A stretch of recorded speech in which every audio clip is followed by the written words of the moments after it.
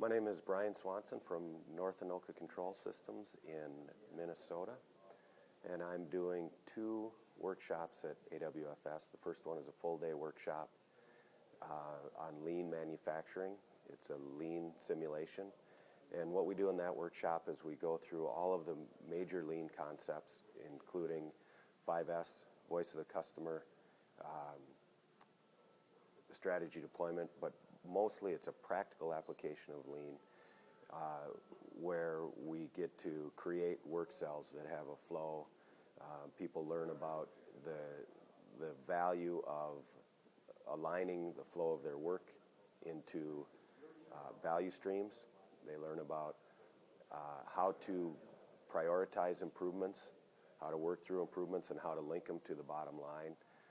Some of the key points that come out of it are that getting employees involved in the process is critical because they need to own it, as well as listening to the voice of the customer, listening to what the customer is telling you, because that's how you define value. The group defines, as a group, we define value and waste. Value ends up basically being defined as anything that the customer is willing to pay for, and willing really is the key word there. Anybody that somebody is willing to give up or trade resources for.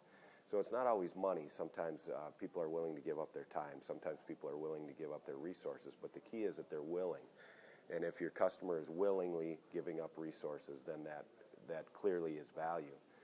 Everything else within your organization consumes resources but doesn't return any value. And the key to the lean transformation is being able to distinguish between those two, separate the value from the waste, and then eliminate the waste. And that's what we work through throughout the day. My other workshop is on listening to your customer. And the foundation for that is it's somewhat of a case study of what we did at North Anoka Control Systems as we began our enterprise excellence, I call it a journey. And what we realized very early is that we had 2 groups of customers. One is the internal customer, which is our employees. And the reason they became so important is because if we really want to align our business to what our customers are looking for, we need everybody within the organization to buy into it. And so as we started to think that through, we realized that the business really wasn't started to serve our customers. The business was started because the founder of the company wasn't satisfied with his working conditions. He didn't like the opportunities he had for his future. He didn't like the flexibility he had within his position. He didn't like the way the business was being run, so he started his own company. And we realized that if we forget that, then the existence of the business becomes somewhat pointless.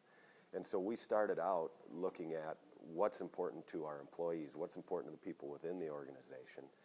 And we took that information and used that as the foundation for going out and interviewing our external customers.